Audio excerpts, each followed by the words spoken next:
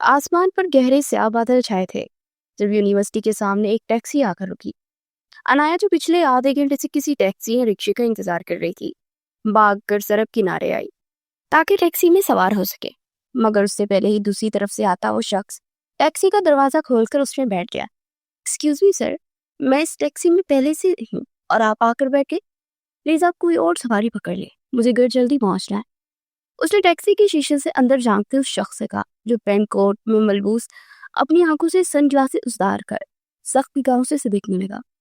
देखने से क्या होता है मोहतरमा, मैं पहले बैठ गया हूँ तो ये टैक्सी मेरी हुई। अब बराए मेहरबानी कोई और सवारी तलाश करें। ये कहकर वो बेनियाजी से सामने देखने लगा। तो अनाया ने दांत पीसे।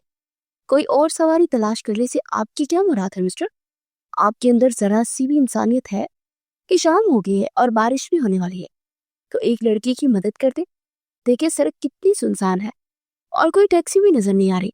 ऊपर से मेरा फोन बंद हो गया। अगर मैं टाइम से घर ना पहुंची तो बहुत मसला हो जाएगा। शुरू में लड़ने के से अंदाज से कहते, आखिर में उसने परेशानी बताई तो वो शख्स नागवारी से उसकी जाने मुड़ा। चुप हो जाए, कितना बोलती हैं आप, और मुझे आपकी मिसाल से कोई भी दिलचस्पी नहीं है, इसलिए किसी और का दिमाग खाए। चले सर, आप गाड़ी स्टार्ट करें। उस पर अनाया की किसी बात का कोई असर नहीं हुआ। अनाया ने आंखें निकालते गुस्से से गाड़ी के दरवाजे पर हाथ मारा। आपको लड़कियों से बात करने की तमीज नहीं है? एक तनहा लड़की सुनसान सड़क पर खड़ी आपसे छोटा सा फेवर मांग रही है, लेकिन आपके कान में छू तक नहीं रेंग रही। कैसे वाहियात इंसान है आप। उसने अब सारी तमीज बुलाए गुस्से से कहा। तो ड्राइवर ने उन दोनों को बारी बारी देखा।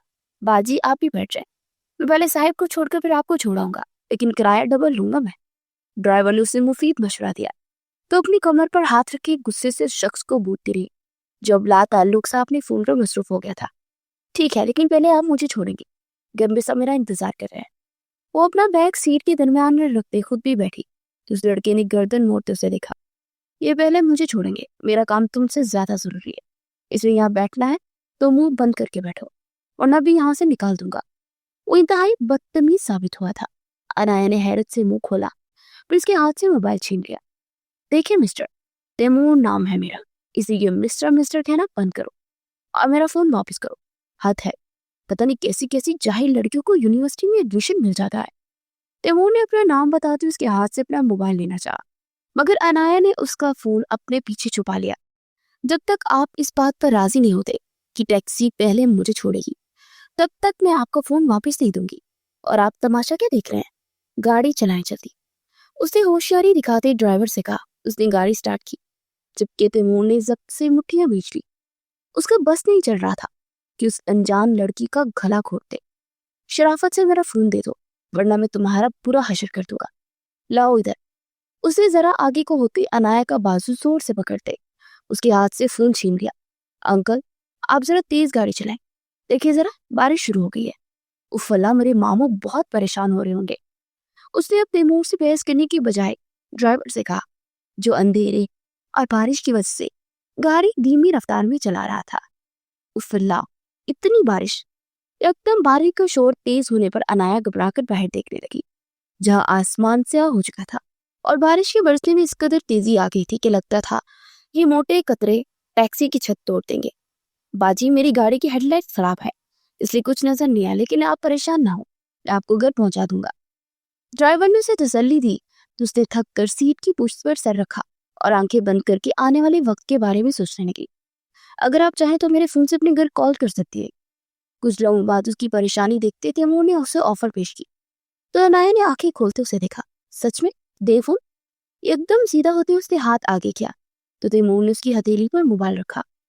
वो शुक्र का सांस लेते तेजी से कोई नंबर मिलाने लगी, मगर आधा नंबर डायल करने के बाद उसे बाकी भूल जाता था। उसने कई बार कोशिश की, मगर हर बार उसने गलत नंबर मिलाया। तैमूर उसकी हरकतें देखता रहा कि शायद उसे नंबर याद आ जाए, मगर जब अनाया की कोशिश कामयाब ना होते तैमूर ने उसके हाथ से मोबाइल वापस छीन लिया। तुम जैसी बेवकूफ लड़कियों के साथ यही होता है, इंसान अपने घर वालों का नंबर तो याद कर लेता है, मगर नहीं, तुम्हें तो बस बगैर सोचे समझे जुबान चलाना और अपनी चुभने वाली आवाज से दूसरों का सर दर्द करवाना होता है। तैमूर जो उसकी वजह से अच्छा खासा लेट हो चुका था, गुस्से से बोला तो अनाया ने रोनी सूरत बनाई। आप कितने बेहिस इंसान है, बल्कि आप तो इंसान कहलाने के लायक भी नहीं। शक्ल तो ड्रेकोला जैसी है, लेकिन आप अंदर से भी कुछ खौनखार भेड़िए से कम नहीं है। वो अब रूहानी होकर उसकी खूबियां गिनवाने लगी तो तैमूर ने बेख्तियार अपने चेहरे को छुआ। तुम होती कौन हो मेरी शक्ल पर कमेंट पास करने वाली? इस खूबसूरत शक्ल पर हजारों लड़कियां मरती है, लेकिन तुम्हें क्या पता खूबसूरती हुस्न क्या होता है? तुम खुद जो इससे आ रही। तैमूर ने भी उसका मजाक उड़ाते हुए बोला। तो अनाया गुस्से से मुंह फेर ली। ये सोच सोच कर उसे घुटन हो रही थी कि उसके घर वाले इसका क्या हासिल करेंगे। कितनी मुश्किल से उसे यूनिवर्सिटी की इजाजत मिली थी और आज वो सेकंड टाइम पेपर देने आई थी, मगर वापसी पर इतनी देर गुजर जाने के बावजूद उसे कोई टैक्सी ना मिली। और जब मिली तो उसमें एक खटोर दिल शख्स बैठा था जिसका इंसानियत से दूर दूर तक कोई लेना देना ना था। अल्लाह, क्या हुआ अंकल? वो सोचों में गुम थी जब अचानक गाड़ी एक झटका खाकर रुकी तो उसका सर आगे की सीट को लगा। तैमूर भी फोन से नजरें हटाए परेशानी से ड्राइवर को देखने लगा। मेरा ख्याल है पेट्रोल खत्म हो गया। वो दिन से बीमार था तो डरवाना याद नहीं रहा। लेकिन आप लोग फिक्र न करें, मैं आपको घर पहुंचा दूंगा। ड्राइवर ने डरते डरते अपना कारनामा बताया। तो तैमूर ने अपना सर पकड़ लिया। कैसे पहुंचाओगे घर? उमरू यार के कॉलिंग पर बैठाकर हमें उड़ाओगे या कोई शाही सवारी हमें लेने आएगी? मेरी ही गलती है जो मैं यहाँ फंस गया। किस्मत ही खराब है मेरी, तैमूर ने बुरी तरह चिढ़ते हुए कहा और गाड़ी से बाहर निकला, मगर तेज बारिश ने उसे चंद लम्हों में ही मुकम्मल भिगा दिया था। शिट शिट यार, मेरा इतना अहम काम मिस हो गया सिर्फ तुम दोनों की वजह से। उसने गुस्से से गाड़ी को ठोकर मारी तो अनाया भी दरवाजा खोलकर गाड़ी से बाहर निकली। हमारी वजह से क्या हुआ? अब गाड़ी में पेट्रोल खत्म हो गया तो इसमें हमारा क्या कसूर है? आप इस तरह अपना गुस्सा हम पर नहीं उतार सकते। आप भी, आपके साथ यहाँ हम भी फंसे हुए हैं। वो अपना दुपट्टा संभालते उसकी तरफ आते उसे आईना दिखाने लगी। तिमुर ने लाल आंखों से उसे देखा। क्यों ना गुस्सा उतारो तुम पर? ये सब तुम्हारी वजह से हुआ है। तुम्हारे मनहूस कदमों ने गाड़ी खराब कर दी, नहीं बल्कि तुम्हारी जुबान ने गाड़ी का सारा पेट्रोल इस्तेमाल कर लिया, इसलिए तो इतनी टर्टर चल रही थी। बारिश के तेज शोर में तैमूर की आवाज भी गूंज रही थी, जबकि अनाया बारिश में बुरी तरह भीगते गुस्से और अफसोस से दिखते। हाँ, पी लिया मैंने पेट्रोल, मगर आपकी तरह जहर नहीं पिया जो इतना कड़वा बोले। और चुप हो जाए, मुझे कुछ सोचने दे। उसने तैमूर को खामोश करवा दे गाड़ी से डेक ले गई तो तैमूर भी उससे जान छुड़ा ली। अब सड़क पर चक्कर लगाने लगा कि शायद कोई गाड़ी यहाँ से गुजरे, मगर अभी कुछ देरी हुई थी कि पूरा आसमान बिजलियों की चमक से लर्ज उठा। उसके साथ ही एक वहशतनाक आवाज भी पैदा हुई जिसने अनाया को डरा कर रख दिया। वो बेख्तियार तैमूर के सीने से मिलती कि उसे बचपन से ही बिजली की गर्ज चमक से बहुत डर लगता था। तैमूर जो अच्छा खासा तपा हुआ था, उसने अचानक यूं लिपटने पर उसके दिल की धड़कन जैसे रुक गई। मुझे बहुत डर लग रहा है, प्लीज मुझे घर छोड़ दे, मैं अभी मरना नहीं चाहती, प्लीज। उसके सीने में सर दिए अनाया खौफ से बोली तो तैमूर ने उसे कंधों से पकड़कर खुद से अलग किया। फिक्र मत करो, बिजली तुम पर नहीं गिरेगी। तो उसके भीगे कपड़े देखते पहली बार नरमी से बोला कि अब उसे इस लड़की की बेबसी का एहसास होने लगा था। नाम क्या है तुम्हारा और कहाँ रहती हो? अगर तुम्हारा घर करीब है तो मैं पैदल छुड़ाता। उसे यूं ही रोता देख तैमूर ने पूछा तो उससे सर नफी महलाया। अनाया नाम है मेरा, और मेरा घर यूनिवर्सिटी से 1 घंटे के फासले पर है। अगर हम पैदल जाएंगे तो सुबह ही पहुंचेंगे। आप अपने घर से किसी को फोन करके बताए ना कि हम यहाँ पर फंस गए हैं, शायद कोई गाड़ी या रिक्शा भेज दे। अनाया ने रोते उसे मशवरा दिया तो उसने अपनी पेशानी मसली। मैं इस शहर का नहीं, एक काम के सिलसिले में आया था, लेकिन वो काम भी गाड़ी रुकने की वजह से नहीं हो पाया। खैर, तुम, उसे बताते बताते अपना कोट उतारने लगा। ये पहन लो, तुम्हारे कपड़े भीगे हैं। कोट उतारकर अनाया की जाने बढ़ाते उसने अनाया के चेहरे से टपकते पानी के कतरों को देखा तो अनाया शर्मिंदा होते कोट थामा और उसे अपने गेट लपेट दिया। रिलैक्स हो जाओ, मैं कुछ सोचता हूँ। तैमूर के लहजे की सख्ती अब जाहिर हो चुकी थी। मेरे मामू बहुत गुस्से वाले हैं, वो मुझे घर से ही निकाल देंगे। अनाया के रोने में शिद्दत आने लगी थी। तुम मामू के घर क्यों रहती हो? माँ बाप नहीं है तुम्हारे? वो कहाँ रहते हैं तुम्हारे? तैमूर को उसके बारे में जानने में दिलचस्पी हुई। मेरी मामा की डेथ हो गई थी, फिर मेरे पापा दूसरी शादी करके लंदन चले गए। अब मैं मामू के साथ उनके घर रहती हूँ। वो अच्छी हैं, लेकिन उनकी दोनों बेटियों ने मेरे खिलाफ भड़काती रहती है और ममानी भी मेरी शिकायतें लगाती हैं, इसलिए मामू अक्सर मुझसे नाराज रहते हैं। कभी गुस्से में थप्पड़ भी लगा देते हैं, मगर मुझे दर्द नहीं होता। जो इंसान आपको अपने घर में पनाह दे, वो अगर कभी गुस्से में आप पर हाथ उठा भी ले तो इससे क्या ही फर्क पड़ता है। वो दुख से कहती ही चली गई, जबकि तैमूर दम बखूर से सुनता रहा। वो सोच भी नहीं सकता था कि वो बाहर से इतनी बातूनी और लड़ाका नजर आने वाली लड़की अंदर से इतनी टूटी हुई भी हो सकती है। मेरे सामने तो बहुत जुबान चल रही है, तो मामू के सामने नहीं चला सकती। क्यों ने हक दिया है क्यों तुम्हें मारे? उसे एकदम अनाया से अपमानित महसूस होने लगी। उसे एकदम अनाया का दुख अपना दुख लगने लगा। आपके सामने जुबान इसलिए चलाई क्योंकि आप अजनबी हैं, मुझ पर हाथ नहीं उठा सकते। मगर मामू तो मेरे अपने हैं, उनसे जुबान दराजी करूंगी तो मुझे और मारेंगे। लेकिन मुझे इस बात का दुख नहीं है। वो चाहे मुझे जितना मर्जी मार ले, लेकिन बस घर से ना निकाले। वो शायद मार की आदी हो चुकी थी। तैमूर का दिल दो हिस्सों में अलग हुआ। नहीं, वो ऐसा नहीं करेंगे। तू अपने मामू को बताना कि बारिश की वजह से गाड़ी नहीं मिली, फिर रास्ते में गाड़ी रुकी तो वो जरूर समझ जाएंगे। तैमूर ने उसे तसल्ली दी तो तलखी से मुस्कुरा दी।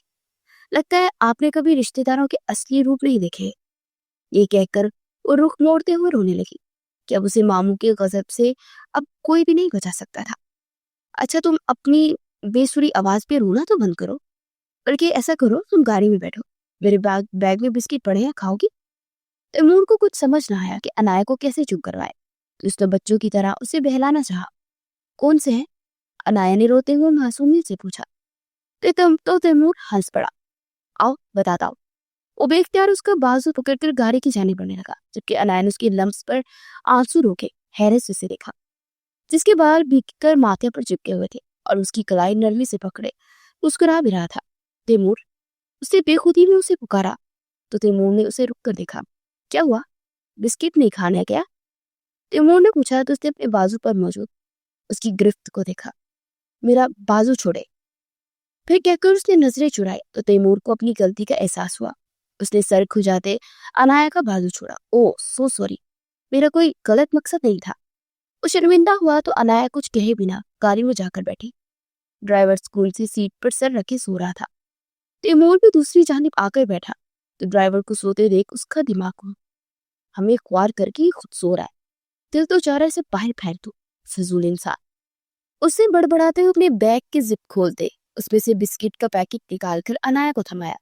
आधे तुम खा लो और आधे मेरे लिए रख दो, मुझे भी भूख लग रही है, उसने कहा तो अनाया एक नजर उसे देखे, फिर मुंह फेर कर पैकेट खोलने लगी। तैमूर ने उसकी लालच पर मुश्किल से अपनी मुस्कुराहट दबाई। अनाया, ये आधे मेरे हैं, मेरे पेट में भी चूहे दौड़ रहे हैं, और वैसे भी हम अब दोस्त बन गए हैं तो हमें शेयर करना चाहिए। उसने जानबूझकर अनाया को तंग किया तो पैकेट खोलकर तेजी से एक के बाद एक बिस्किट मुंह में डालने लगी। किसने कहा कि हम दोस्त बन गए हैं? मैं कोई आपकी दोस्त नहीं हूँ, इसलिए अपनी नजरें दूर रखे, वो बड़े मुंह के साथ बोली। तो तैमूर ट्रांस में आते उसे देखे गया। वो बाकी दुनिया से कितनी अलग और मासूम थी। तैमूर का दिल किसी नए जज्बे के एहसास से धड़कने लगा। ऐसे ना देखे, मुझे हजम नहीं होंगे, ये ले एक खा ले। कुछ देर यूं ही बुझी तो अनाया ने उसकी निगाहों का मतलब समझे बगैर एक बिस्किट उसकी जाने बढ़ा, तो तैमूर ने मुस्कुराते उसके हाथ से बिस्किट ले लिया। एक से मेरा गुजारा कैसे होगा? बिस्किट मुंह में डालते तैमूर ने पूछा। तो अनाया ने खाली पैकेट उसके बैग में ढूंसा। मुझे नहीं पता, बस आप कुछ कुछ करके मेरे घर पहुंचा दे।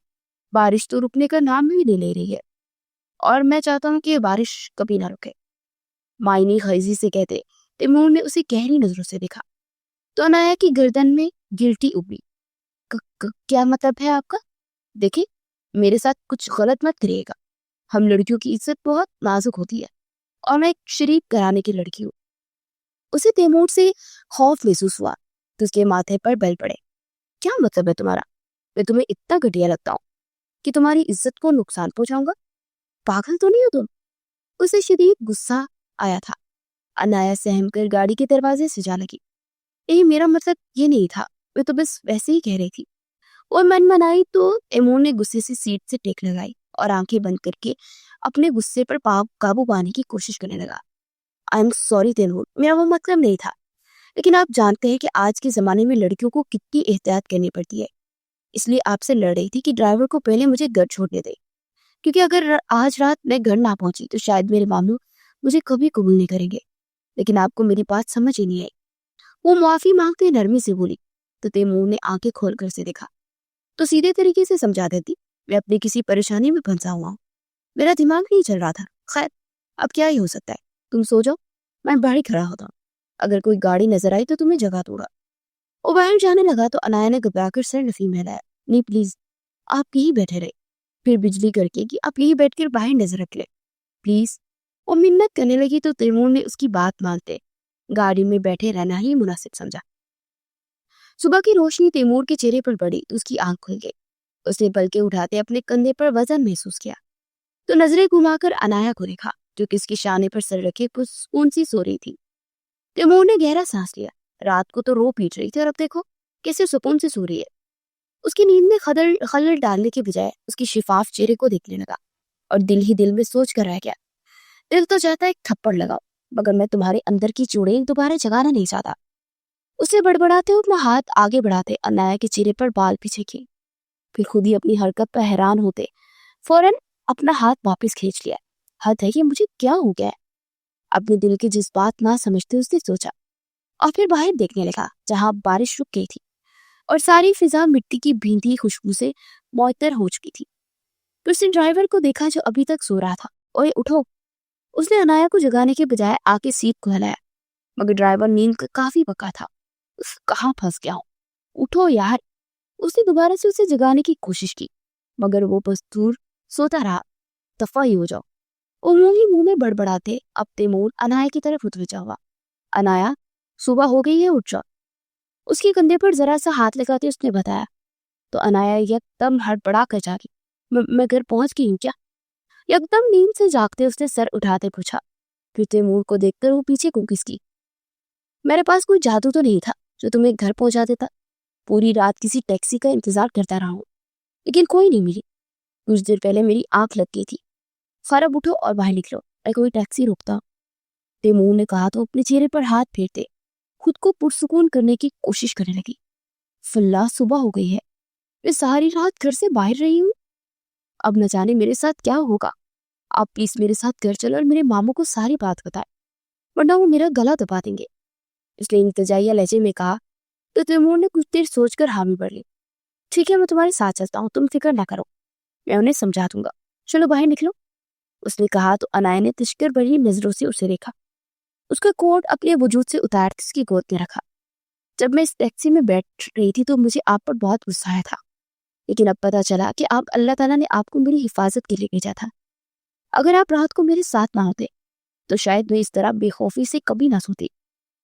दुनिया में चंद मर्द ही ऐसे होते हैं जिनकी मौजूदगी में औरत खुद को महफूज समझती है और आप इन चंद मर्दों में से एक हैं। मैं आपका यह एहसान कभी नहीं भूल सकती लेकिन आपको अपनी दुआओं में हमेशा याद रखूंगी। वो सदके दिल से इसकी मशगूल थी जबकि तैमूर किसी मौजे की तरह उसे देखे गया। तुम इतने तमीज से भी बात करती हो, वेरी नाइस।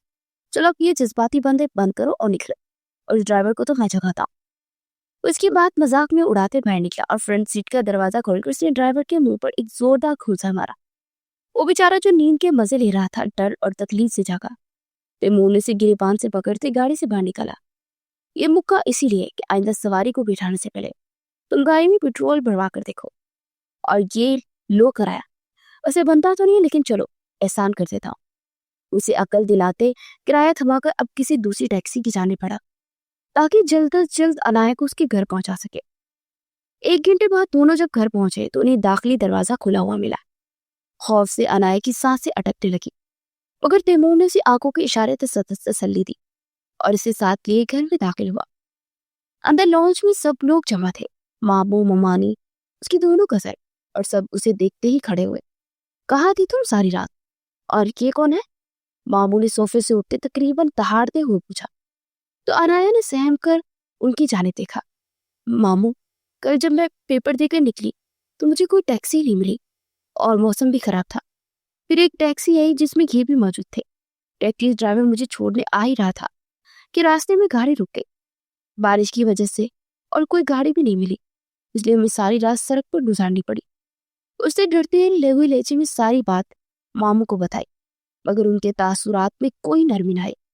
झूठ बोल रही है लड़की, भला ये कैसे मुमकिन है कि इतने बड़े शहर में से कोई और सवारी नहीं मिली? मुझे तो पक्का यकीन है कि रात को अपने इस यार के साथ हमारी इज्जत नीलाम करके आई है।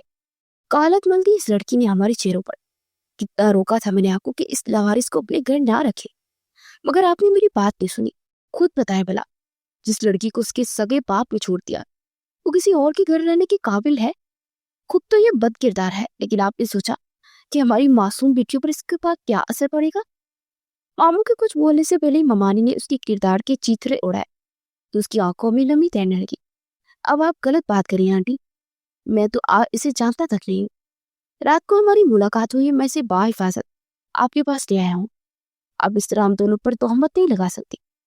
तैमूर ने मुदाखलत की तो मामू ने उसका गिरेबान पकड़ा। बकवास बंद करो अपनी और ये बताओ कि तुमने अनाया के साथ क्या किया है। कहाँ थे तुम दोनों पूरी रात? जल्दी बोलो वरना अभी मैं तुम्हें पुलिस के हवाले कर दूंगा। वो खून ख्वार लहजे में तैमूर पर चीखे तो उसने मामू को धक्का देते खुद से अलग किया।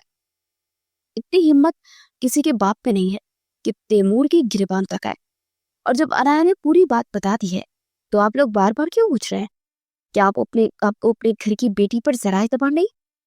उसने अनाया को सिसकते देखकर पूछा। नहीं है एतबार इस बदबख्त पर, ये शुरू से ही ऐसी है। इसकी माँ ने भी भाग कर शादी की थी और ये भी उसी पर गई है जो लड़कों से दोस्तियां लगाकर उनके साथ रातें गुजारकर अपना मुंह काला कर दिया है आई है। ममानी ने नफरत से अनाया को देखा, उस पर बहतान लगाया तो अनाया को लगा कि वो ढेर जाएगी। वो जानती थी कि ये सब वो जो हो रहा है, मगर न जाने की उसे तकलीफ हो रही थी। रिश्तों के भयानक रूप देखकर शायद हर बार ही अजियतनाक होता है। बस कर दे ममानी, मैंने ऐसा कुछ नहीं किया। मेरा यकीन करें, मैं उस आदमी को नहीं जानती हूँ। मामू आपको तो पता है ना कि मैं बदकिरदार नहीं हूँ। आपकी सगी बहन की बेटी हूँ मैं मामू। आप तो यकीन करते हैं ना मेरा? वो किसी उम्मीद के तहत उनके करीब आई, उनका हाथ थाम कर पूछा। मगर मामू ने इस पर रहम करने की वजह से धत्कार दिया। उनके धिक्कारने पर ऊंधे मुंह फर्श पर गिरी और मेज का कोना उसके माथे पर लगा और जख्म छूटते उससे खून रसने लगा। ये सब करने से पहले तुम मर क्यों नहीं गई? क्या जवाब देंगे हम सब रिश्तेदारों को? क्या हमसे एक लड़की नहीं संभालेगी? सब तो मुझ पर थू थू करेंगे कि मैं अपनी बहन की बेटी की हिफाजत नहीं कर पाया। इतनी आग लगी थी तो मुझे बता देती, मैं तुम्हारी शादी करवा देता। मेरी इज्जत खाक में मिलाने की क्या जरूरत थी? मामू गुस्से से उस पर झुकते उसके जख्मी चेहरे पर थप्पड़ मारने लगे। वो जो कमजोर थी बुलंद आवाज में रोते जुल्म सहती रही। या क्या कर रहे हैं, छोड़ो इसे, उसका कोई कसूर नहीं, कैसी हैवान की है ये? तैमूर पहले तो ये सब देखकर हैरान और शर्मशर रह गया था। फिर होश में आते उसने अनाया को बचाने की कोशिश की। तुम चुप रहो लड़के और इस गंदगी को अपने साथ ही ले जाओ। हमें अब मजीद अपने गर्मी से नहीं रखना। ले जाओ उसे, जो करना है करो, बस हमारी जान छोड़ दो। मैं ये सबसे कह दूंगी कि अनाया मर गई। मामू ने संग दिली की हदूद पार करते अनाया को पकड़कर उठाया और तैमूर के कदमों में पटक दिया। उसका चेहरा तैमूर के जूतों पे आकर लगा। वो लड़स गया। लौनत है आप सब पर जो एक मासूम लड़की पर तोहमत लगाकर ऐसे जुल्म कर रहे हैं। उठो अनाया। उसने झुककर अनाया को उठाया और फर्श पर पड़ा उसका दुपट्टा उठाकर उसके कंधों पर रखा। उसे सिर झुकाए बुलंद आवाज में रोती रही। उसकी दर्दनाक सिसकियां पूरे घर में गूंज रही थी, मगर किसी को उस पर तरस ना आया। ले जाओ इस बगारत को यहाँ से, आइंदा शक्ल ना दिखाई अपनी। मामू ने जहरीले लहजे में कहा तो उन्होंने उन्हें मजीद कुछ कहने की बजाय नरमी से अनाया का हाथ थामा और इसे अपने साथ लिए बाहर निकल गया। अनाया चुप हो जाओ, तुम उन घटिया लोगों के लिए क्यों रो रही हो जिन्होंने तुम पर इतना बड़ा बहतान लगाया? ऐसे लोगों के लिए रोना अपने साथ जुल्म है। वो अस्पताल से उसकी पट्टी कराने के बाद उसे एक रेस्टोरेंट ले आया था ताकि वो कुछ खा ले, मगर वो यूं ही चेहरा झुकाए रोती जा रही थी। आज वो रुस्वा हो गई थी। उसे अपनी माँ की बहुत याद आई। वो ऐसा कैसे कर सकते हैं? मैं तो उनकी अपनी खिदमत करती थी, तो फिर उन्होंने मुझ पर इतना बड़ा इल्जाम क्यों लगाया? वो अजियत की इंतहा पर पहुंच चुकी थी। बेहिस लोग, किसी की परवाह नहीं होती उनको। वो सारी खिदमतों का बदला ऐसे ही धिक्कार कर देते हैं। तुम रोना बंद करो, ये सैंडविच खा लो, फिर हमें मस्जिद जाना है। तैमूर ने उसे हौसला दिया। क्यों? क्योंकि हम निकाह कर रहे हैं। शायद अभी तुम्हें मेरे इस फैसले की समझ ना आए, मगर फिलहाल मुझे तुम्हारे लिए यही बेहतर लग रहा है। मैं तुम्हें अकेला नहीं छोड़ सकता, इसलिए इज्जत से अपनाऊंगा। फिर तुम लावारिस नहीं रहोगी। क्या तुम मुझसे शादी के लिए राजी हो? तैमूर ने उसके सामने पेशकश रखते हुए पूछा तो सकते के आलम में उसे दिखने लगी। ज्यादा मत सोचो, मैं भी तुमसे शादी नहीं करना चाहता था। मैं तो लड़का हूं ना, मेरी इज्जत पर कोई हरक नहीं आएगा, मगर तुम दर बदर हो जाओगी, इसलिए अक्लमंदी से सोचो और फिर फैसला करो। तैमूर ने उसे खामोश पाकर मजीद समझाया तो वो कितनी देर बेआवाज रोती रही। उसने एक निगाह तैमूर पर डाले जो इतना सब होने के बावजूद उसे अपनाने के लिए तैयार था। उसके एहसान तले दबते उचली जा रही थी, मगर उसके पास कोई और रास्ता नहीं था। इसलिए उसने आहिस्तगी से सर उठाए, इस बात में सर हिलाया। ठीक है, लेकिन आपके घर वाले मुझे कबूल कर लेंगे ना? उसकी आवाज़ जैसे गहरी खाई से आई। इनको मैं राज़ी कर लूँगा, तुम ये खाओ। तैमूर ने लापरवाही से कहा। नहीं वो, ना ही मेरा दिल कर रहा है। उसने इनकार किया तो तैमूर ने मजीद इसरार करने के बजाय उसे कुछ देर रो लेने दिया। कुछ देर के बाद मस्जिद में वो मौजूद थे। तैमूर ने मौलवी साहब को सारी बात बता दी और अनाया सर पर दुपट्टा ओढ़े नजरें झुकाए थकन ज़्यादा सी बैठी थी कि उसे किसी अनजान शख्स से यूं अचानक निकाह करना पड़ेगा। मगर शायद अब तैमूर उसके लिए अनजान नहीं रहा। बोले, बेटा क्या आपको तैमूर मलिक हुसैन से निकाह कबूल है? मौलवी साहब ने जब उससे पूछा तो वो ख्यालों में खोई हुई उनके सवाल से बेगाना थी। अनाया, तभी तैमूर ने उसका हाथ पकड़कर नरमी से दबाया तो चौंकी। जी जी, मौलवी साहब कुछ पूछ रहे हैं, जवाब तो। तैमूर ने कहा तो वो धुंधलाती निगाहों से मौलवी साहब को देखने लगी। क्या आपको तैमूर मलिक वल्द मोहम्मद मलिक से ये निकाह कबूल है? उन्होंने दोबारा पूछा तो अनाया ने ना चाहते हुए भी सर हिला दिया। फिर से निकाहनामे पर दस्तखत करवाए गए और उस शख्स की बीवी बन गई जिससे कल रात वो गाड़ी में पागलों की तरह झगड़ रही थी। किस्मत की इस अनमोल फैसले पर सारी कायनात हैरान थी कि वो लोग ना चाहते हुए भी एक तो एक होकर रह गए थे, मगर अभी दिल मिलने बाकी थे। फिर तैमूर भी कागजात पर दस्तक करने गया और दुआ के बाद वो पूरे हक से अनाया का हाथ थामे उसे अपने साथ मस्जिद से बाहर ले आया। बाज़-औक़ात कुदरत के फैसले हैरान कर देते हैं। जिंदगी शायद बेयकीन चीजों और हादसों का नाम है, जैसे एक हादसा हमारे साथ पेश आया, मगर मैं तुम्हें यकीन दिलाता हूँ कि उस हादसे को तुम्हारी जिंदगी का सबसे बड़ा खूबसूरत फैसला सुना दे जाएगा। फुटपाथ पर चलते उसने यकीन दिलाया और उसकी आंखों में अनाया को अपने लिए अपने साथ का यकीन दिखा। उसकी बातें उसके कानों में अब तक मामू और ममाने की सूरत में बाज़गश्त हो रही थी। आज की रात हम होटल में गुजारेंगे, फिर कल मैं तुम्हें अपने घर ले जाऊंगा। तुम ज्यादा रो मत वरना बीमार हो जाओगी। तैमूर ने उसके हाथ को नरमी से दबाते हुए कहा तो वो चोलकर उसकी जानिब देखने लगी। कुछ तो भूलो यार, ऐसे खामोश रहोगी तो अंदर से खोखली हो जाओगी। तैमूर उसकी दिली हालत अच्छी तरह समझता था, तभी उसे बोलने पर उकसाने लगा, मगर उसके पास अब बोलने के लिए कुछ नहीं बचा था। वो चुपचाप किसी मशीनी आले की तरह उसके साथ चलती आई। उसे होटल के कमरे में ले आया जहाँ वो खुद रह रहा था। उसे बेड पर बिठाते तैमूर ने अलमारी खोली और अपनी टी शर्ट और ट्राउजर निकाल कर बेड पर रखा। कपड़े बदल लो, मैं तब तक कुछ खाने को लाता हूँ, फिर दवा भी खानी है, उसे फिक्रमंदी से कहा। मगर अनाया सर झुकाए आहें भरती रही। यार प्लीज इतने आंसू ना बहाओ, मेरी भी तो अचानक शादी हुई है, लेकिन मैं भी तो सब्र कर रहा हूँ ना। तुम भी थोड़ा हौसला रखो और नहा के कपड़े बदल लो। कल लाहौर जाते हो तुम्हें लिए शॉपिंग कर लेंगे, लेकिन फिलहाल तुम्हें मेरे कपड़े पर ही गुजारा करना पड़ेगा, उसने कहा तो उस पर अनाया ने सर उठाकर उसे देखा। फिर खामोशी से उठी और कपड़े उठाकर बाथरूम में घुस गई। कुछ देर बाद वो निकली तो तमीर को बेड पर लेटे हुए पाया। वो आंखों पर हाथ रखे आड़ा तिरछा लेटा हुआ था। बेड की साइड टेबल पर खाने की ट्रे पड़ी थी।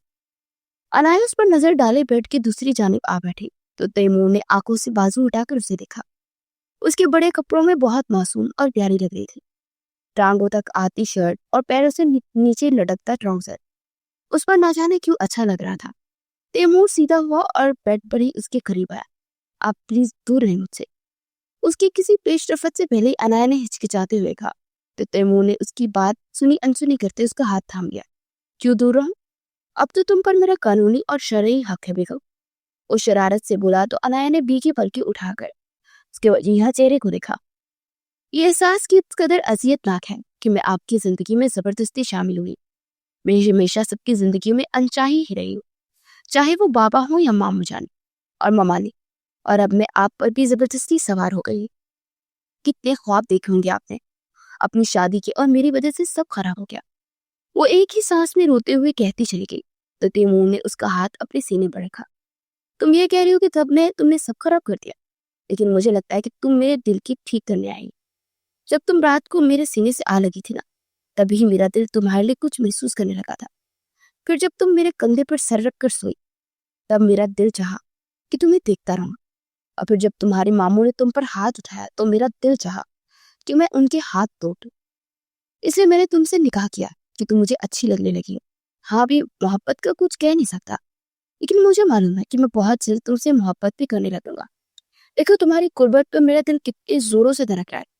उसका हाथ अपने सीने पर दरकते लोथरे पर रखे वो जज्बातियत से कह रहा था और अनाया अपने सारे गुण भुलाए पलके चिपकाए बगैर उसे देखती रही। और बहुत अच्छा था, ये शायद उसे लगने लगा था। तैमूर, वो सिर्फ उसका नाम पुकार पाई। क्या मैं तुम्हारे हाथों को चूम सकता हूँ? उसके पुकारने पर तैमूर ने उसकी आंखों में झांकते इजाजत चाही तो अनाया ने शर्म से नजरें नीचे की तरफ कर दी और हल्का सा मुस्कुराया। वो जरा से झुककर उसने अपने होठ अनाया के दाएं हाथ की पुष्ट पर रखे। उसकी लम्स की पहली आशनाई पर अनाया ने हैरत से अपने शौहर को देखा, जो अब अकीदत से उसके दूसरे हाथ पर बूसा दे रहा था। वो तैमूर के झुके सर को देखती रही। तुम मेरी बीवी हो और मैं तुम्हें अब किसी नाकदरे के लिए रोने नहीं दूंगा। तैमूर ने उसका हाथ थामे यकीन दिलाया, मगर वो तो दमबहूर तैमूर को देखे जा रही थी। क्या हुआ? कहाँ खो गई? उसकी निगाह को खुद पर महसूस करते तैमूर ने उसकी आंखों के सामने चुटकी बजाई। नहाने से मेरी पट्टी गीली हो गई है, इसे बदल लूं? उसने अपना हाथ माथे की जानिब किया तो तैमूर मुस्कुरा दिया। शौहर इतने रोमांटिक बातें कर रहे हैं और बीवी को जान छुड़ाने की पड़ी है। चुपचाप बैठी लो, मैं खुद तुम्हारी पट्टी बदलता। ऐसे अभी अक्ल तो है ना कि सर गीला ना करूं? अब जख्म खराब होगा तो कौन जिम्मेदार होगा? उसकी गुरेज का एहतराम करते से झिड़कते हुए बेड से उतरा और डॉक्टर की दी हुई दवा और पट्टी लेकर उसके सामने बैठा। इतना डांटने की जरूरत नहीं है, ऐसे ही मैं इतनी परेशान हूँ। ऊपर से आप डांट रहे हैं, ये सब आपकी वजह से हुआ है। ना आप कल उस टैक्सी में बैठते, ना हमारी गाड़ी खराब होती और ना ये सब होता। वो अपनी पुरानी टून में वापस आई तो तैमूर ने उसे आंखें दिखाई। शर्म कर लो, अपने शोहर से किससे बात कर रही हो? शोहर से जुबान दराजी करने वाली बीवियां सीधा जहन्नुम में जा गई। तैमूर ने उसे डरते हुए पट्टी खोली। और बीवी को डांटने वाले शोहर कहाँ जाते हैं? अनाया ने पूछना जरूरी समझा। बीवी की बाहों में, तैमूर ने कहते हुए कहका लगाया तो अनाया ने उसका हाथ झटका। आपने अगर ये फजूल बातें करनी है तो मैं खुद ही पट्टी कर लेती हूँ, छोड़ दे मुझे। वो उसकी बातों से मुस्तरिब हो रही थी। चुप करो और बस हो गई है, दर्द तो नहीं हो रहा ना? आराम से पट्टी बांधते उसने पूछा तो अनाया ने सर नफी में हिला दिया। चलो अब ये खाना खाओ और फिर दवा लेकर सो जाओ। सुबह हमें घर के लिए निकलना है, पता नहीं वहां कौन सी क्यामत मंजर होगी। वो कहकर अब खुद ही उसके मुंह से नवाले डालने लगा। अनाया उसके यूज ख्याल रखने पर बेयकीन थी, मगर निकाह की ताकत ऐसी थी कि तैमूर का दिल उसके लिए नरम हो गया था। आपके घर में कौन कौन है? उसने पूछा। मेरे मामा, बाबा और आज के लिए कजन आया हुआ है अमेरिका से। बस हम 4 लोग हैं, लेकिन अब 5 हो जाएंगे और बहुत जल्द 6, 8, 9 और 10 वगैरह। वो आंख मारते शरीर हुआ तो अनाया ने उसकी बात का मतलब समझते उसके कंधे पर हाथ मारा। आप बहुत बेशर्म हैं, बस मैं अब सोने लगी हूँ। उसकी शरारतों से परेशान होते अनाया ने खाना छोड़ा और वो दवाई खाकर लेट गई, जबकि तैमूर भी बत्ती बुझाकर दूसरी जानिब लेट गया, जो बज़ाहिर सोने की कोशिश कर रही थी, मगर उसकी आंखों से बहते आंसू तैमूर देख सकता था। मेरे बाजू पर सर रख लो। तभी तैमूर ने तसल्ली के लिए अपना बाजू फैलाया तो अनाया ने झिझक कर उसे देखा।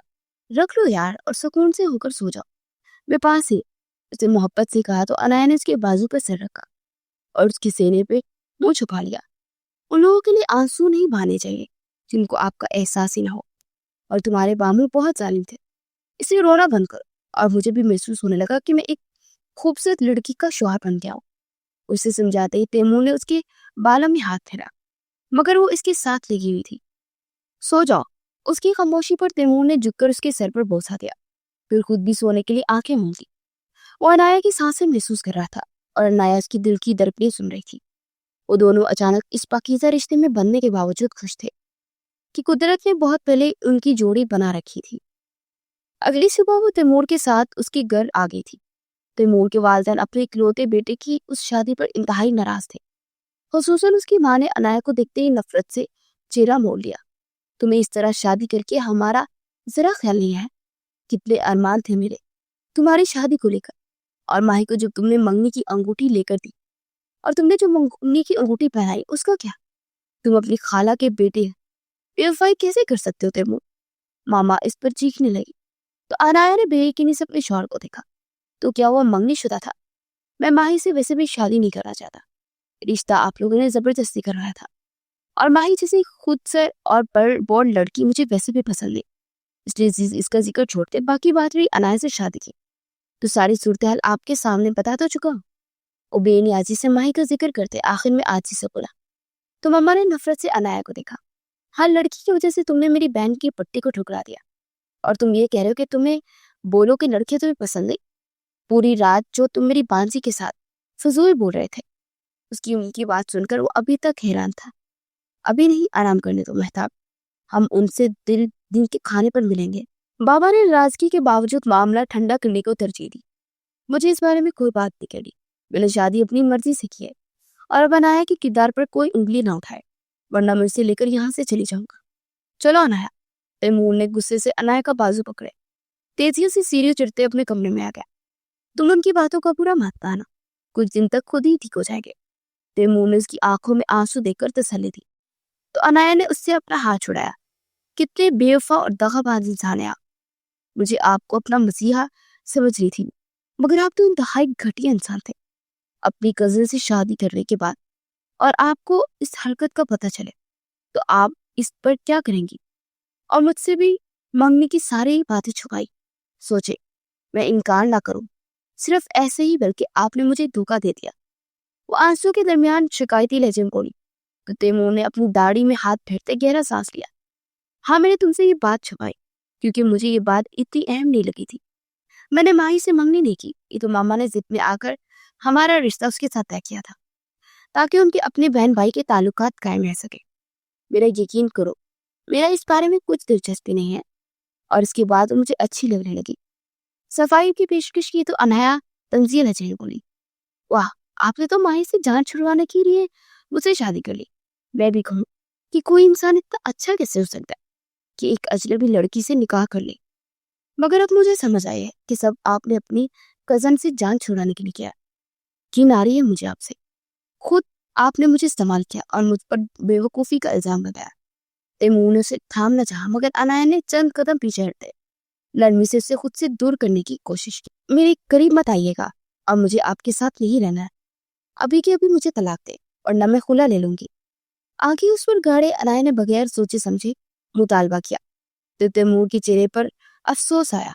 तुम होश में तो हो? अभी हमारी शादी का दूसरा दिन है और तुम मुझसे तलाक का मुतालबा कर रही हो? चुप करके यहाँ बैठ जाओ और ना मैं बहुत बुरा पेश आऊंगा। तैमूर ने कदरे सख्ती से कहा, मैं क्यों चुप हो जाऊं? आपकी नौकर तो नहीं हूं जो आप हुक्म पर आपके चलूं। और आप मुझे शरीयत से तलाक दे दें वरना मैं अदालत से जाऊंगी। अनाया ने उसकी बात मानने की वजह जिद जारी रखी, जहाँ जाना है जाओ, लेकिन एक बात कान खोल लो, मैं अपनी चीजें नहीं छोड़ा करता और तुम फिर मेरी बीवी हो, तुम्हें क़यामत तक नहीं छोड़ूंगा। तैमूर ने असर ले बगैर कहा, आप एक घटिया और दो नंबर इंसान है, मुझे आपके साथ नहीं रहना। अभी उसकी बात मुंह में ही थी कि तैमूर ने सख्ती से उसका चेहरा दबोचा। अपनी बकवास बंद रखो, मेरा दिमाग घूम रहा है और तलाक का ये लफ्ज आइंदा अपनी जुबान से मत निकालना वरना सारे लिहाज भूल जाऊंगा। उसका मुंह पकड़े उसका इस कदर शिद्दत से बोला कि अनाया सख्ते में रहेगी। उसे तैमूर में मामू का अक्स नजर आया जो बात बात पर हाथ उठाते थे। अच्छा खासा मूड था, सारा खराब कर दिया।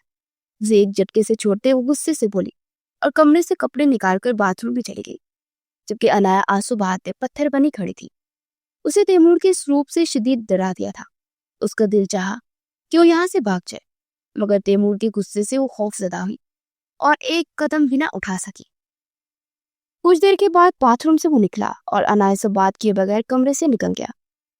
अनाया बेड पर नडाल सी बैठी खुद पर गुजरी क़यामत के बारे में सोच रही थी जब कोई कमरे का दरवाजा जोर से पीटते अंदर दाखिल हुआ। वो तैमूर की कजन माही थी जो उसकी शादी को सुनकर आ गई थी। नीली पैंट के ऊपर सुर्ख रंग की शर्ट पहने, जो बामुश्किल उसे ढांपे हुए थी और बाल कानों में तक कटे उसके चेहरे फैले थे। तुम्हारी हिम्मत कैसे हुई मेरे तैमूर से शादी करने की? तुम्हें क्या लगता है कि अपनी मासूमियत पर तुम तैमूर को मुझसे हासिल कर लोगे? क्योंकि तैमूर को कभी तुम्हारा नहीं मानने दूंगी, वो सिर्फ मेरा है और मेरा ही रहेगा। वो सख्ती से अनाया का हाथ पकड़े कराया तो अनाया घबरा गई। छोड़े मुझे, मुझे दर्द हो रहा है, उसने कहा तो माही हंसी।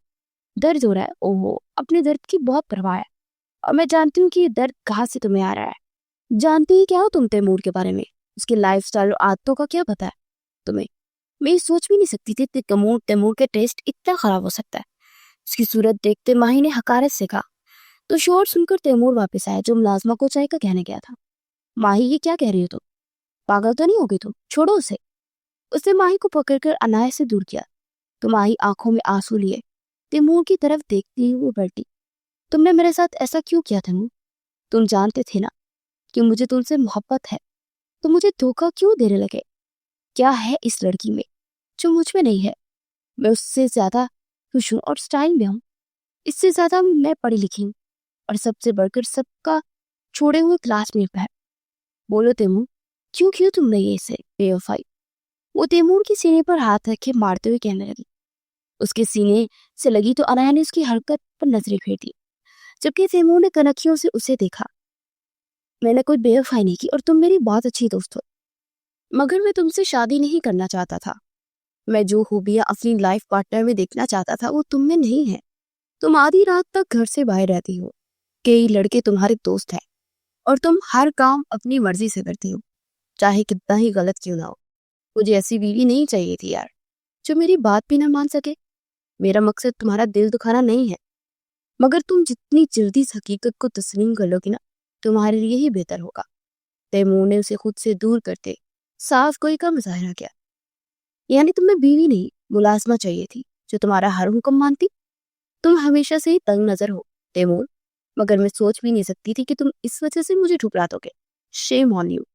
माहे का गम अब गुस्से में बदला। ये तंग नजर नहीं है, हिफाजत होती है। मैं ये बर्दाश्त नहीं कर सकता कि मेरी बीवी बगैर पूछे किसी भी वक्त घर से बाहर निकल जाए या रात देर तक अपने मेल फ्रेंड्स के साथ पार्टी करती रहे। हर इंसान की अपनी तरजीहात होती है और मेरी तरजीह ये है कि मेरी बीवी मेरी पसंद नापसंद को अहमियत दे। तैमूर ने एक निगाह अनाया के झुके चेहरे पर डालते हुए कहा। तो माही ने उसे जोर से धक्का दिया। तुम एक साइको इंसान हो। मुझ जैसी लड़की को छोड़कर तुमने उससे शादी की। तुम देखना बहुत पछताओगे। और गुस्से से अनाया की तरफ मुड़ी। ये मत समझना तुमने मुझे मात दे दी। मैं तुम्हें तैमूर से इतनी आसानी से काबिज नहीं होने दूंगी, याद रखना। वो तनफ्फुर से कहकर तेजी से बाहर निकल गई, जबकि अनाया बेहिम्मत होकर बिस्तर पर बैठ गई। इस घर के लोगों की नफरत तो उसके मामू मानी के जुल्म से भी बड़ी थी। वो इतना सब सहने की ताकत नहीं रखती थी। तुम ठीक हो? तैमूर ने उसके करीब बैठते उसका हाथ थामना चाहा। उसने अपना हाथ पीछे छुपा लिया। मुझे वापस जाना है, मैं यहाँ नहीं रह सकती। आप मुझे मेरे शहर छोड़ा है। मैं आपके घर वालों पर जबरदस्ती सवार नहीं हो सकती। रो रोते हुए बेबसी से बोली तो तैमूर ने अपने खुशक होंठों पर जुबान फेरते जबरदस्ती उसका हाथ थामा। तुम मेरी बीवी हो और मैं तुम्हें अकेला नहीं छोड़ सकता, इसलिए घर वालों की बातों को दिल पे मत लो। ये माही तो जज्बाती है, कुछ दिन तक ठीक हो जाएगी और मामा भी तुम्हें कबूल करेंगी। बस कुछ दिन सब्र करना है नाया। मैं तुम्हारे मुश्किल वक्त में तुम्हारा साथ दिया है, तो क्या तुम मुझे मेरे मुश्किल वक्त में तनहा छोड़ दोगी? उसके हाथ पर जोर डालते तैमूर ने उसकी आंखों में देखते सवाल किया। आपका मुश्किल वक्त आपकी अपनी वजह से आया है। आपकी कजन जैसी भी है, लेकिन आपने उससे बेवफाई की है, इसलिए मुझसे ये उम्मीद ना रखे कि मैं आपका साथ दिलाऊंगी। वो अपनी तजलील भुला नहीं सकती थी, लेकिन मुझे तुम्हारी जरूरत है यार। मैं बहुत अकेला हो गया हूँ और इस घर में रहना सिर्फ चंद दिन की मजबूरी है, फिर हम अलग घर में शिफ्ट हो जाएंगे। तो मेरा यकीन तो करो। अब सख्ती करने के बजाय तैमूर ने अपनायत से उसे समझाया। मुझे आप पर यकीन ही तो नहीं रहा तैमूर। आपने मंगनी की बात मुझसे छुपाई, मुझे जानबूझकर अंधेरे में रखा, मुझे मेरी ही नजरों में गिरा दिया आपने। उसने तकलीफ से कहा था। तैमूर ने उसकी गोद में सर रखा कि हाथ अपने सीने पर रख लिए। अनाया उसकी जिसारत पर सारी नाराजगियां बुलाकर उसे देखने लगी, जो ना जाने क्यों मुस्कुरा रहा था। तुम माही से जेलिस हो रही हो? उसने दिलचस्पी से पूछा तो अनाया नजरें चुराई। मैं क्यों चिढ़ने लगी आपकी कजन से? चाहे वो आपके गले मिले या आपको धक्के मारे, मुझे इससे कोई फर्क नहीं पड़ता। उसने बेनियाजी इख्तियार करना चाही तो तैमूर की मुस्कुराहट गहरी हुई। लेकिन मैं तो गले लगने की बात ही नहीं की। उसकी जोड़ी पकड़ते हुए बोला तो अनाया ने तब कर उसे देखा। मैं बहुत थक गई हूँ, मुझे कुछ देर सोना है। वो तैमूर से जान छुड़ाना चाहती थी, लेकिन मैं तुमसे बात करना चाहता कि अब शौहर को इतना भी हक नहीं है कि अपनी बीवी से स्कूल से बातें कर सके। तैमूर ने मासूमियत से कहते उसका हाथ अपने सर पर रखा। मेरे बालों को सहलाओ। अनाया की बेचैनी समझने के बावजूद उसने हुक्म चलाया। तैमूर चुप, फिलहाल मुझे कुछ नहीं सुनना, बस मेरे बालों में हाथ फेरो, मैं थोड़ी देर स्कूल जाता हूं। उसकी बात काटते तैमूर ने कहा और खुद आंखें बंद कर ली। तो अनाया को उस पर तैमूर का चेहरा बहुत मासूम लगा था। गंदमी रंगत पर सजी दाढ़ी और उसकी घनी पलकें अनाया को न जाने क्यों अपनी तरफ खींच रही थी। उसे गैर महसूस अंदाज में तैमूर के हुक्म पर अमल कर दे। उसके बाल सहलाने शुरू किए तो तैमूर आंखें मूंदते ही मुस्कुराया। तुम जानती हो अनाया, हर इंसान की जिंदगी में एक कमजोर लम्हा आता है जब वो अपना दिल खो बैठता है, और मुझ पर यह कमजोर लम्हा उस रात गुजरा था जब तुम बिजली की गर्द से डरकर मेरे सीने से आ लगी। उसी पल मैंने अपने दिल को बेकाबू होते महसूस किया। उस पल मुझे लगा कि मेरा दिल अब मेरा नहीं रहा, बल्कि इसमें तुम्हारा नाम सख्त हो गया है। अब आंखें बंद किए ही जज्बातियत से कह रही थी, और अनाया उसके चेहरे को हैरत से देखती रही। वो एक लम्हे गुस्सा करने लगता और अगले लम्हे इस कदर मोहब्बत जताने लगता कि अनाया के लिए उसके रूप समझना मुश्किल हो गए थे। मैं चाहता हूँ कि एक कमजोर लम्हा तुम्हारी जिंदगी में भी आए जब तुम अपना दिल मुझे सौंप दो, और मैं तुम्हारे इस कमजोर लम्हे के लिए सारी जिंदगी इंतजार कर सकता। अब की बार आंखें खोलकर उसे देखते मोहब्बत से बोला तो अनाया किसी आसीर की तरह उसकी खूबसूरत नकूश को देखने लगी। उस दिन उस वक्त तैमूर की गहरी आंखों में देखते अनाया पर उसकी दुनिया का कमजोर तरीन लम्हा गुजर गया। मगर फर्क सिर्फ इतना था कि तैमूर ने सिर्फ अपना दिल हारा था, मगर अनाया अपना पूरा वजूद हार गई थी। अगली सुबह मौसम में ठंडक मौजूद थी। आसमान पर हल्के बादल छाए हुए थे और ठंडी हवाएं चल रही थी। तैमूर नाश्ते की ट्रे लिए कमरे में दाखिल हुआ तो अनाया बेखबर सो रही थी। तैमूर ने हल्का सा मुस्कुराकर ट्रे मेज पर रखी और खुद बेड पर बैठकर फुर्सत से अनाया को देखने लगा। कितनी हसीना तुम, अगर अपनी जुबान बंद रखो तो। दिल के पुकार पर अपना हाथ बढ़ाते तैमूर ने उसके चेहरे को छुआ तो नींद में ही घसघस आई। उठ जाओ बेगम, सुबह हो गई है। उसके बेचैन होने पर तैमूर ने उसे जगाना चाहा तो उसने आंखें खोलकर अपने शौहर को देखा। नहीं, अभी मुझे कुछ देर और सोना है। वैसे भी आप खुद तो पूरी रात मेरी गोद में सरक कर सोए हुए थे, लेकिन मेरी कमर में दर्द हो गया, इसलिए अब मुझे तंग ना करें। उसने जान छुड़वाने वाले लहजे में कहा।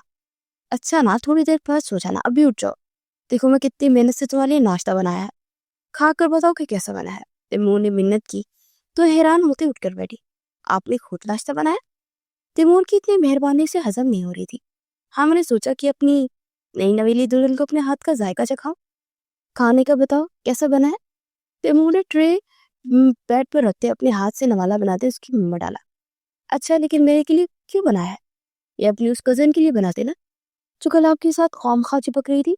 वो औरत थी, भला अपनी जलन कैसे छुपाती? तैमूर उसकी बात पर खिलखिला कर हंसा। यानी तुम माही से जेलिस हो रही हो? उसने नतीजा अखज़ किया तो अनाया अपना मुंह बसेरती हुई सर झुका। मेरा दिमाग ही खराब जो मैं किसी से जेलिस होंगी। वैसे भी आपको एक चांद के टुकड़े नहीं हो जो मैं आपके लिए किसी से जलूंगी। वो लापरवाही जतलाने के बाद बोली तो फिर मैं भी उसी के पास चला जाता, बल्कि मैं सोच रहा हूँ कि मैं उसी से शादी कर लेता। मर्द को तो 4 शादियों की इजाजत है ना, तो मैं कम से कम 2 करना चाहता। फिर एक दिन तुम्हारे साथ रहूंगा और दूसरे दिन उसके साथ। क्या ख्याल है? तैमूर ने उसे दबाते हुए कहा तो अनायत दांत पीस कर उसे देखने लगी। बहुत ही घटिया ख्याल है, और नहीं करना मुझे नाश्ता, बाहर में जाए आप। वो चीर कर खड़ी होती बाथरूम में जाने लगी तो तैमूर ने उसका बाजू पकड़ते रोक लिया। तो मान क्यों नहीं लेती कि तुम मुझे किसी से बांट नहीं सकती? और अनाया के चेहरे के करीब आते बोला तो अनाया ने घबरा कर नजरें झुका दी। मुझे कोई फर्क नहीं पड़ता। अच्छा वाकई? लेकिन तुम शर्मा क्यों रही हो? तैमूर ने शरारत से पूछा तो अनाया ने खा जाने वाली नजरों से उसे देखा। क्योंकि मैं पागल हो गई हूँ, छोड़े मुझे। वो राह फरार चाहती थी। नहीं छोड़ूंगा। तैमूर ने उसे खुद से मजीद तरीक किया, मगर अनाया के जवाब देने से पहले ही कमरे का दरवाजे पर दस्तक हुई तो अनाया उससे हाथ छुड़वाते बेड पर बैठ गई। तैमूर ने बदनज़र होते दरवाजा खोला तो सामने उसका कजन खड़ा था। ओए मजनू, तुमने शादी कर ली और हमें खबर तक ना हुई? वाह भाई, तुम तो बड़े छुपे रस्तम निकले। तो तैमूर को गले लगाते पुरजोशी से बोला तो अनाया ने अपने सर पर दुपट्टा ओढ़ लिया। हाँ यार, बस हालात हो गए थे ऐसे। अनाया, ये अहमद है जिसके बारे में मैंने तुम्हें बताया था। ये फिलहाल हमारे साथ ही रहता है। हम दोनों मिलकर बिजनेस शुरू करने वाले हैं, जिसकी मीटिंग के सिलसिले में मैं इस्लामाबाद गया था, मगर उस अंधेरी रात में मेरी मीटिंग तुमसे करवा दी। तैमूर ने अनाया से उसका तारीफ करवाया तो अहमद का कहका गूंजा। हाँ जी, माही की जुबान से हमें आप दोनों की फिल्मी कहानी मालूम हो गई है। वैसे मैंने खाला को तो काफी समझा दिया है, अब वो तुमसे नाराज नहीं होगी, लेकिन माही को संभालना बहुत मुश्किल है। वो सबको काट खाने को दूर रही है। अहमद ने कहा तो माही के जिक्र पर अनाया के तासुरात बदले। तो आप उनसे ही शादी कर लेना, और उन्हें कहे कि वो अब तैमूर का पीछे छोड़ दे, क्योंकि आप इनकी बीवी इस घर में आ गई है और मैं ये बर्दाश्त नहीं करूंगी कि बार बार कोई मेरे शौहर से मोहब्बत की दावे करे। वो अपना जब्त खोते सख्ती से बोली तो तैमूर सर झुकाकर मुस्कुराया। मैं तो कब से यही चाहता हूँ कि भाभी, मगर माही मैडम को मुझ पर तरस ही नहीं आता। पता नहीं उसे तैमूर में क्या नजर आ रहा है। अहमद ने मुंह बनाते हुए कहा, जबकि तैमूर अभी तक अनाया की बात के मजे में था। फिर उसे साथ ही बाहर आ गया, जहाँ मामा बाबा से कुछ देर माफिया मांगने और उन्हें समझाने के बाद वो अनाया को बहुत तस्लीम करने के लिए राजी हो गए। मगर वो चाहते थे कि वलीमा धूमधाम से हो और ताकि पूरा खानदान की तैमूर की शादी का पता चल जाए। इसीलिए सबको अगले दिन की दावत दे दी गई थी। फंक्शन का इंतजाम करके लॉन में किया गया था। बाबा और अहमद ने मिलकर बहुत अच्छी सजावट करवाई। सभी रिश्तेदार खुशी से जमा हो रहे थे, मगर माही ने आने से इनकार कर दिया था। वो अपना जरूरी सामान लेकर कराची में अपनी किसी सहेली के घर चली गई ताकि तैमूर का गम अपने दिल से निकाल सके। जबकि तैमूर अपने कमरे में बैठा अनाया की तैयारी मुकम्मल होने का इंतजार कर रहा था, जो पिछले 2 घंटों से आईने के सामने बैठी खुद को संवार रही थी। हल्के गुलाबी रंग की मैक्सी पाने, उस सर पर दुपट्टा सजाए, होंठों पर लिपस्टिक लगा रही थी। जब तैमूर ने उसके पीछे से आते उसका अक्स आईने में देखा। इतने हसीन लगकर मुझे मासूम को मारने का इरादा है क्या? मुताहिर सा उसके अक्स को देखते ही वो बोला था। तो अनाया कुर्सी से उठकर उसके सामने आई। फजूल बातें मत करे और ठीक से बताएं कि मैं कैसी लग रही हूँ। ईयरिंग्स ठीक लग रहे हैं ना? उसने अपने कानों की तरफ इशारा करते हुए कहा। तो तैमूर ने मुस्कुराते हुए उसे देखा, फिर जरा से झुककर उसके कान पर बोसा दिया। बहुत अच्छे लग रहे हैं। मेरा तो दिल चाह रहा है कि वलीमा छोड़कर तुम्हें यहाँ से भगाकर कहीं ले जाओ, जहाँ सिर्फ हम दोनों हो। लेकिन क्या करें, मजबूरी है, दुनियादारी भी तो निभानी है। तैमूर ने बेचारगी से कहा तो अनाया हंसने लगी। अब हंस क्यों रही हो? क्योंकि आप मुझे इस वक्त बहुत मासूम लग रहे हैं। प्यार आ रहा है मुझे आप पर। अनाया ने उसका चेहरा शरारत से पकड़ा तो उसके बदले रूप पर तैमूर ने हैरत से आंखें निकाली। तो कर लो, किसने मना किया? जरा सा झुकते तैमूर ने अपना चेहरा उसके सामने किया तो अनाया चंद पल मुस्कुराकर से देखती रही। फिर उसके बालों में हाथ मारकर उन्हें खराब करते, खिलखिलाकर हंसते दूसरी तरफ भागी। तो तैमूर ने रुहासी शक्ल बनाते खुद को आईने में देखा। बदतमीज लड़की, ये प्यार आ रहा था तुम्हें मुझ पर? खैर अभी मैं तुम्हें बताता। वो भी उसके पीछे भागा और इसे अपने हिसार में कैद कर लिया। दिल तो थप्पड़ लगाने का चाह रहा है, लेकिन इतनी प्यारी दुल्हन को थप्पड़ मारना जुल्म होगा, इसलिए उसे अपने बाजू में मुकम्मल तौर पर कैद किए। जरा सा झुका और मोहब्बत से उसकी पेशानी पर बोसा दिया तो अनाया ने तशकीर से आंखें बंद कर दी। वो मोहब्बत की इजहार को महसूस करना चाहती थी। मेरे दिल को सुकून हो दो और तुम्हारी ये हंसी मुझे एहसास दिलाती है इस दुनिया में मौसीकी से ज्यादा खूबसूरत आवाज भी मौजूद है। वो अब इसके दोनों हाथ बारी बारी चूम रहा था, जबकि अनाया की आंखें बीतने लगी। और आप मुझे कोई मौजज़ा लगते हैं, जिसने मुझे उदासी भरी जिंदगी से खुशियां बिखेर दी। मैं आपसे ये कहना चाहती कि मुझे आपसे इश्क हो गया है। वो इश्क जिसमें महबूब दुनिया की हर चीज से ज्यादा कीमती हो जाता है।